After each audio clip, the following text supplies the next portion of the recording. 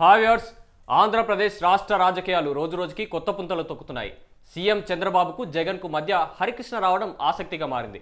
అటు జగన్ ఇటు చంద్రన్న ఇద్దరూ కలిసి హరికృష్ణ కోసం ప్రయత్నాలు జరుపుతున్నారు అన్న కొత్త కోణం వెలుగులోకి వస్తుంది. ఆఫర్స్ ఉన్న అయోమయంలో ఉన్నారు హరికృష్ణ. ఇప్పటికే సొంత పార్టీని విడిచి వెళ్లిపోయారు పురంధేశ్వరి. మళ్ళీ హరికృష్ణ కూడా వెళ్తే పార్టీ పరిస్థితి ఏమవుతుంది అని సీఎం చంద్రబాబు ఆలోచనలో పడ్డట్టు తెలుస్తుంది. ఇప్పటికే బయటికి వెళ్లిన పురంధేశ్వరి టీడీపీపై గర్జిస్తుంది.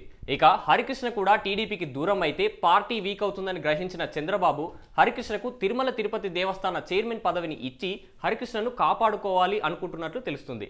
ఇదిలా ఉండగా తన పార్టీని ఇంకా స్ట్రాంగ్ చేసుకోవాలనే ఉద్దేశంతో జగన్ కూడా హరికృష్ణ కోసం ప్రయత్నిస్తున్నట్లు తెలుస్తుంది.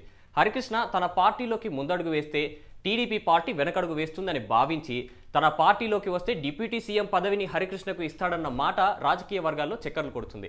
మరి ఇలాంటి పరిస్థితుల్లో హరికృష్ణ సొంత పార్టీలో నుండి ముందడుగు వేస్తాడో లేక ప్రతిపక్షంలోకి వెళ్లి ఆ పార్టీలో స్థిరపడిపోతాడో అన్న సందేహాలు అటు అధికార పార్టీ వర్గాలలో ఇటు ప్రతిపక్ష పార్టీ వర్గాలలో రాజకీయ నేతల మదులను తొలుస్తున్న ప్రశ్న.